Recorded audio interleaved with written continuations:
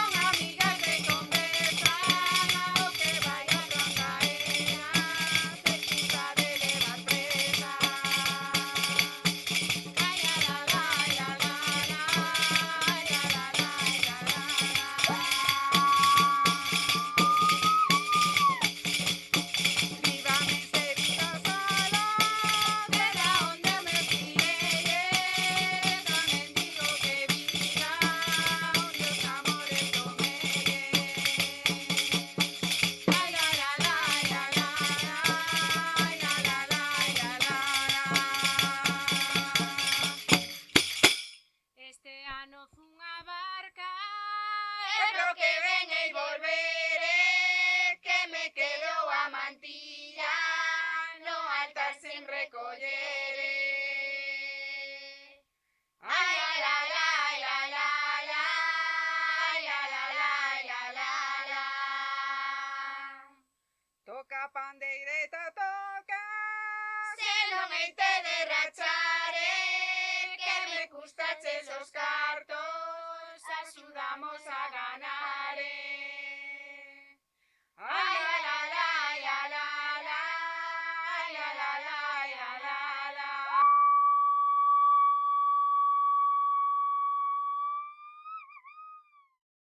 Estas creadoras e transmisoras de arte e beleza representan a voz de todo un pobo. Unha voz relegada, durante séculos, ao ámbito doméstico e ao mundo rural. A nosa lírica popular é considerada unha das máis importantes de Europa Occidental. Calquera momento do ano, calquera traballo ou calquera ocasión festiva era propicia para celebrar e cantar. Durante séculos, en Galicia, a música formou parte natural da vida diaria. Non se precisaban escenarios nin instrumentos sofisticados. Moitas veces eran os obxetos da vida cotiá os que se convertían en instrumentos. Apeiros de labranza, cunchas, botellas de anís, culleres ou mesmo latas de pimentón ou aceite eran usados para marcar o ritmo ou acompañar o canto. A música nacía do que había á man. As cantigas populares non eran só para festexar, acompañaban os distintos momentos da vida, desde o nacemento ata a morte, desde o traballo ata o descanso.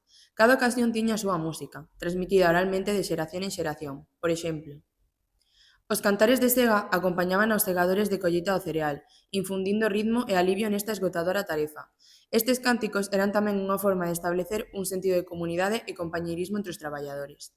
Os cantos de berce, tamén chamados arrolos, son melodías usadas nun contexto concreto, conseguir que as crianzas adormezan.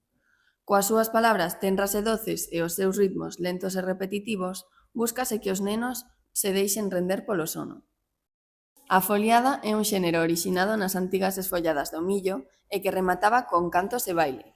Co tempo, o termo pasou a designar calquera festa popular coa música tradicional. A foliada, derivada da xota e cun carácter alegre, está pensada para ser cantada e bailada en comunidade. A regueifa é un xénero tradicional de enfrontamento oral en verso, no que dúas ou máis persoas improvisan coplas con enxeño e retranca, moi presente en bodas e festas. Combina humor, sátira e competencia verbal. Coñeces aos rapeiros que disputan as súas batallas de galos? Pois así actúan os nosos regueifeiros. Os cantares dos maios son coplas tradicionais que adoitan interpretar nenos e nenas, desde tempos inmemoriais para celebrar a chegada da primavera. Acompañan figuras feitas con flores e ervas, marcan o ritmo cuns paus e as súas cantigas adoitan conter crítica social en ton festivo. Sabedes quen é Dorothée Schubart? Pois é unha musicóloga suiza que aos finais dos anos 70 chegou a Galicia, aprendeu galego e propúxose percorrer o noso país na busca das nosas mellores cantareiras. Unha viaxe de investigación que ia ser só duns meses converteuse nunha aventura de varios anos. O froito dese fabuloso traballo é o volume Cancioneiro Popular Galego. Mais non foi Dorothée a única recopiladora. Houve outros que tamén contribuíron na investigación e conservación deste tesouro. Agora ampliamos a información sobre o seu labor. Dorothée Schubart foi unha musicóloga suiza que xogou un papel fundamental na conservación e estudo da música tradicional galega. Aínda que non naceu en Galicia, aprendeu o noso idioma e apaixonouse pola nosa cultura, especialmente polo noso rico cancioneiro popular. A finais dos anos 70, Schubart comezou un traballo titánico, facendo autostop ou viaxando en autobús. Percorreu aldeas e parroquias de toda Galicia coa intención de gravar as cancións que aínda se lembraban e cantaban na oralidade. Así, entrevistouse con centos de persoas maiores, moitas delas mulleres, e púxose a gravar cancións que pasaban de xeración en xeración, sen escribirse, polo que estaban en peligro de desaparecer para sempre. O seu traballo culminou na creación do Cancioneiro Popular Galego, unha obra monumental de 7 volumes publicada pola Fundación Barrié, que recolle grabacións e partituras de 1802 melodías de 600 informantes diferentes. O labor de Schubart é moi valioso, pois permitiu preservar unha parte esencial da identidade galega. Noutras palabras, demostrou que a música popular non é só unha forma de entretemento, senón tamén un tesouro cultural que cómpre coidar e transmitir. Músicos e investigadores como Mini Mero, Manuel Rico, Xavier Díaz ou Mercedes Peón, entre outros, seguiron ese camiño de recompilación. Por sorte, a voz das nosas tradicionais cantareiras mantívose viva e renovada grazas a unha chea de músicos que tomaron o seu relevo. Leilía, Fuxan os ventos, Milladoiro, Mercedes Peón, Sés, Xavier Díaz, Tanxugueiras, Fillas de Casandra e moitos outros mantiveron vivo ese tesouro. Hoxe, o músico e docente Richi Casás, que ademais é neto de Rosa Casás e sobrinho neto de Adolfina Casás, concedeunos amablemente unha entrevista onde falamos destas e doutras cuestións. Temos a sorte de ter con nós a Richi Casás, profesor, músico e gran divulgador da nosa tradición oral. Boas tardes, Richi. Antes de nada, queríamos agradecerche que nos visitases e que te prestases a facer esta entrevista. Boas tardes, grazas a vos por convidarme. Eu veño encantado. Para comezar, que sentiches ao saber que entre as nominadas do Día das Letras Galegas estaban Rosa e Adolfina, cantareiras da túa familia? Pois moita emoción, moito agradecemento e moito orgullo, porque Rosa é miña avoa e Adolfina é a madriña, e ademais sentín que se saldaba unha débeda coas mulleres que cantan e que tocan neste país, porque nunca se recoñece que son creadoras de literatura e de música. En este caso, a Real Academia recoñece iso, que todas esas mulleres e homes do pasado que tocaban, que cantaban, que transmitían a nosa cultura, son realmente creadoras de arte, de literatura. Adolfina e Rosa foron dúas das moitas cantareiras que entrevistou nos anos 80 Dorothy Schubert. Recordas como foron esas entrevistas? Pois mirade, estas entrevistas están contadas pola propia Dorocé nos seus libros.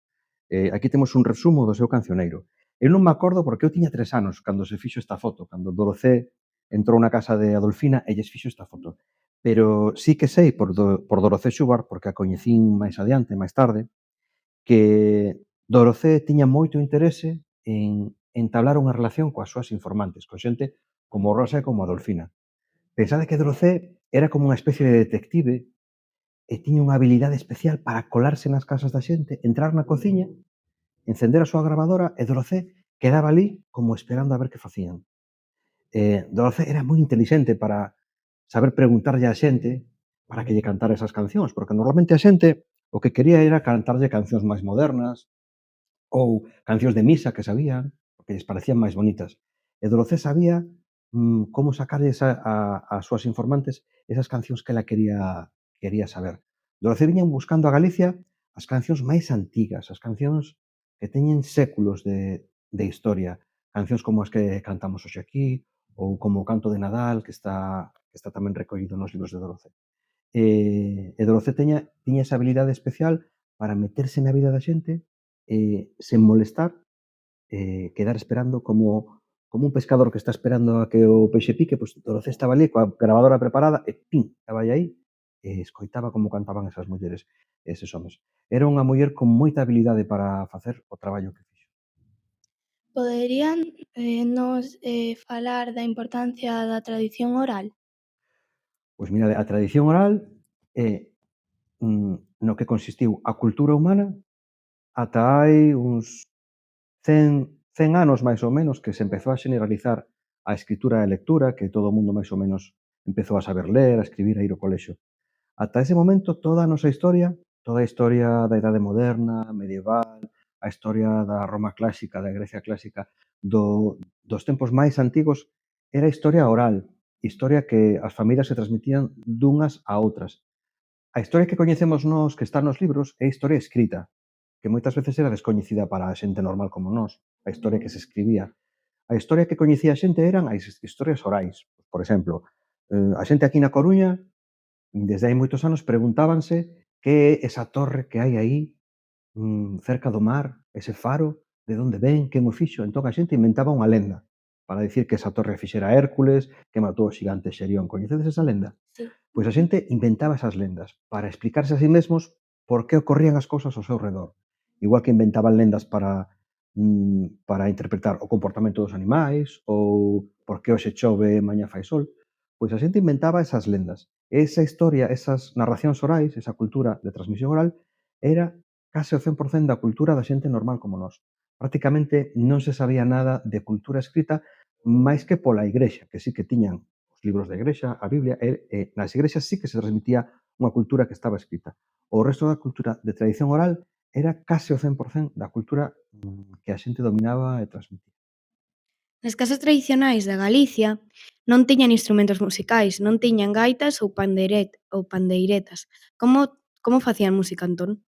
Pois mira, facían música primeiro coa súa voz, que é o mellor instrumento do mundo, é a voz, que o levamos todos connosco todos os días e podémolo poñer a funcionar en calquera momento.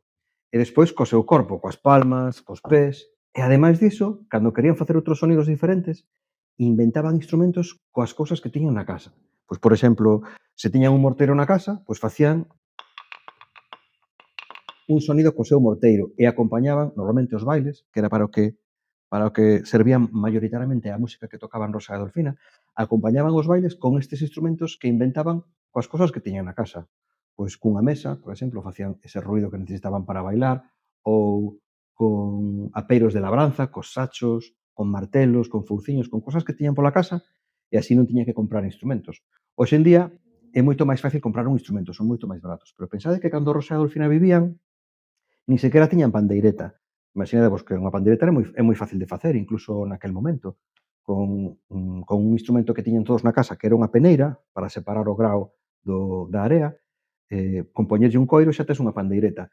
Pero nin sequera tiñan pandeireta, elas facían música coas cousas que tiñan na casa. Pero xa vos digo que o instrumento máis utilizado con diferencia era a voz e o corpo, as palmas e os pés. Hoxe teñen grande éxito artistas como Mercedes Peón, Tanxugueiras ou Filla de Casandra. Como ves o panorama actual da nosa tradición oral? Hai futuro para elas? Pois claro que hai futuro, hai moito presente e moito futuro. Porque a música tradicional que temos aquí é tan rica e dá para facer tantas cousas como o meu disco, por exemplo, que son as melodías tradicionais en forma de jazz.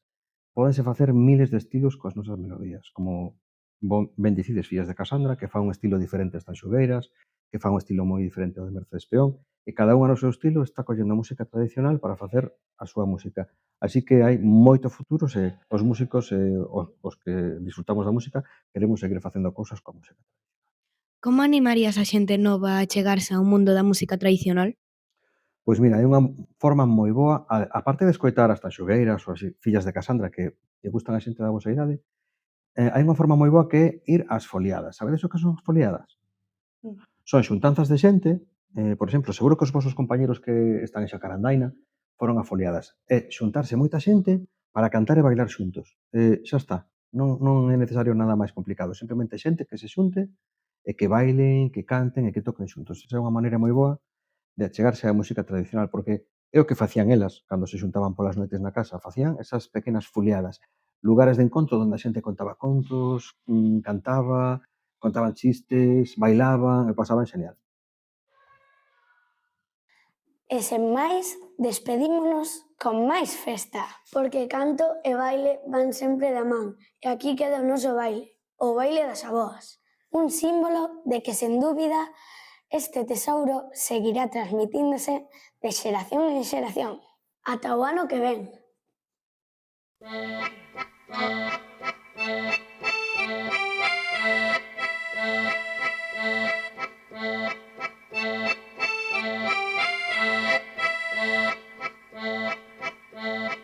As rapaciñas da vila, eu direi quen elas son, As rapaciñas da vila, eu direi quen elas son, Delgadiñas da cintura, alegres do corazón, Delgadiñas da cintura, alegres do corazón, As rapaciñas da vila non as hai que marmular,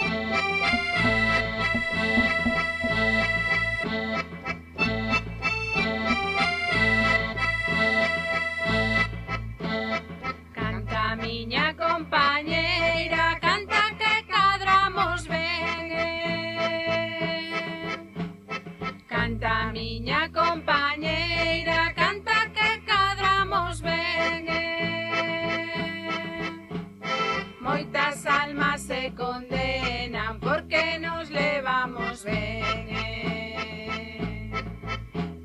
Moitas almas se condenan porque nos levamos ben.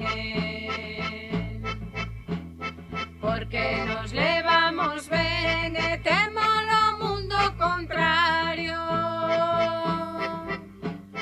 Porque nos levamos ben e temos o mundo contrario. Temos que nos apartar e aunque nos coste traballo. Temos que nos apartar e aunque nos coste traballo.